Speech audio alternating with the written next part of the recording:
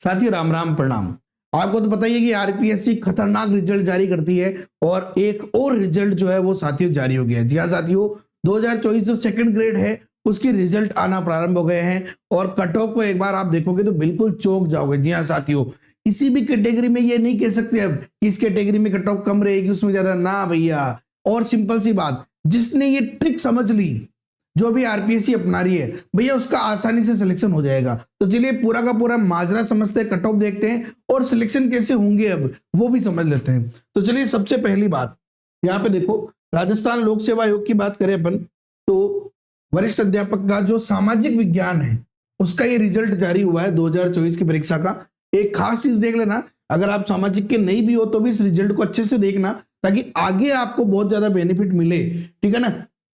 तो यहाँ पे देखो, ये प्रोविजनल सूची है, ध्यान रखना, जहां पे 2 गुना 2.5 गुना लिए जाते हैं। अनुसूचित क्षेत्र में कितने लिए गए हैं? 15 कैंडिडेट जो है उनको लिया गया है अनुसूचित क्षेत्र के अंदर। जबकि अगर अपन बात करें गैर अनुसूचित क्षेत्र में तो नॉन टीएसपी के अंदर 223 बंदों का सिलेक्शन हुआ है ना। चलिए रोल नंबर ये है, जिसको भी चाहिए पीडीएफ वो टेलीग्राम ग्रुप पे अपन डाल दी। लेकिन खास चीज समझो, एक छोटी सी बात, जिनका सिलेक्शन हुआ उनको बधाई। और आपका जो स्क्रूटनी फोरम है वो 4 फरवरी से 10 फरवरी के बीच में आपका भरा जाएगा। और ध्यान रखना 2 प्रतियों में आप प्रिंट रख ले अपने पास में, ठीक है। चलिए अब कट ऑफ मार्क्स समझते हैं। यहाँ पे देखो कट ऑफ समझो, अगर मैं नॉन टीएसपी की बात करूं तो देखो जनरल की कट ऑफ कितनी है? 250 नंबर यानी 50%, ठीक है। एसटी की कट ऑफ कितनी है? 176.67। लेकिन विडो की कितनी है? एनए। एनए का मतलब सीट तो थी लेकिन किसी भी बंदे का सिलेक्शन नहीं हुआ। क्यों? क्योंकि 40% ही नहीं आए। मेरी बात समझ रहे हो? अब देखना ये एनए कितना खतरनाक है जो भी रिजल्ट में आ रहा है। देखो यहाँ पे ex serviceman NA, ST NA, PH category में सभी एनए, यानी कि किसी एक भी बंदे का सिलेक्शन नहीं हुआ। 35% 40% चाहिए थे वो नहीं आए। चलो अब आ जाते हैं अपन नॉन शेड्यूल्ड एरिया में, यानी कि नॉन टीएसपी के अंदर, ठीक है। नॉन टीएसपी में देखो जनरल की कट ऑफ कितनी है? 286 नंबर, लगभग 56% ये नंबर आए हैं ना। लेकिन देखो जनरल विमेंस की 275.34 और विडो की 208.66। विडो तो है ही नहीं, डाइवोर्सी अगेंस्ट विडे, यानी कि डाइवोर्सी कैटेगरी को विडो में लिया गया है यहाँ पे। इसके बाद देखो एससी कैटेगरी में 247 नंबर गई है, ठीक है ना।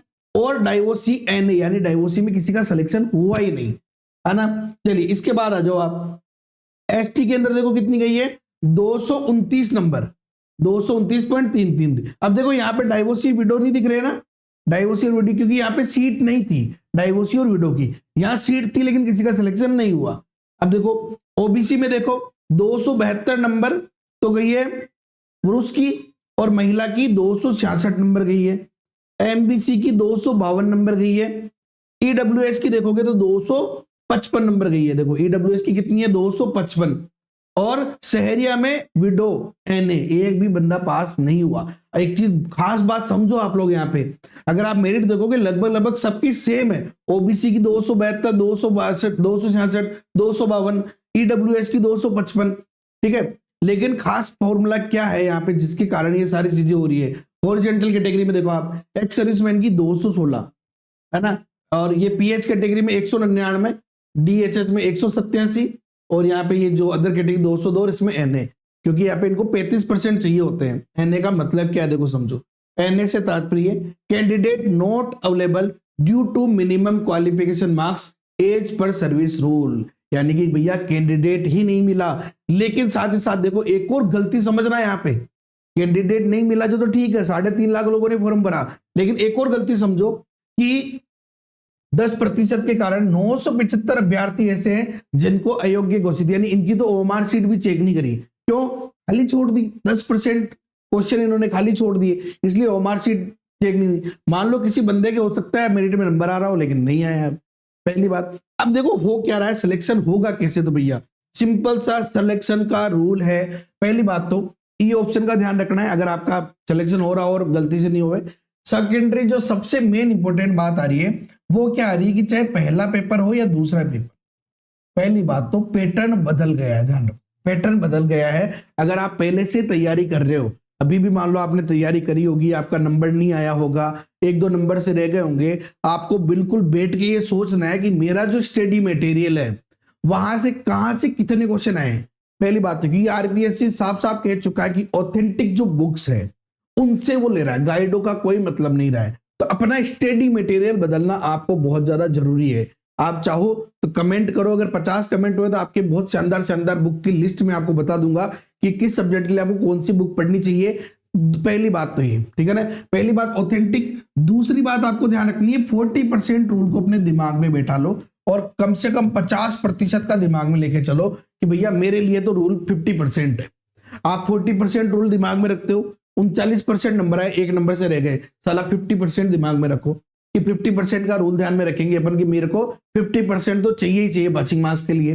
तो ऑटोमेटिक हो सकता है 50-45% आपके नंबर आए और आपका सिलेक्शन नहीं रुके। पहली बात तो समझना, होवे नहीं बोल रहा मैं, नहीं रुके।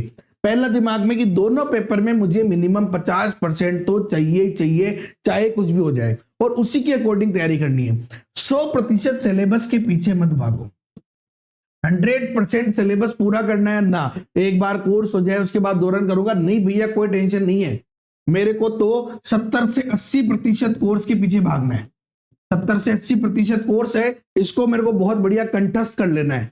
20% को अगर मेरे पल्ले नहीं बैठ रही है, ज्यादा इंपॉर्टेंट नहीं है, एक दो क्वेश्चन के लिए पूरी बड़ी बड़ी बुक्स पढ़नी पड़ रही है, छोड़ दो उनको। 70 से 80% कंटेंट मेरे को घोट के पी जाना है, अच्छे से समझ लेना है, अच्छे से याद कर लेना है, उनके ऊपर अच्छे से प्रैक्टिस कर लेनी है।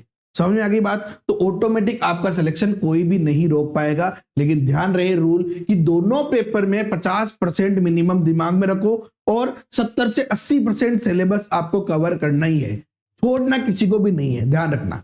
जैसे अगर फर्स्ट ग्रेड की तैयारी कर रहे हैं, सोचते हैं मैथ्स को छोड़ दूं, क्यों भाई, जो आसान टॉपिक है उनको तो पढ़ो आप कम से कम, ठीक है ना।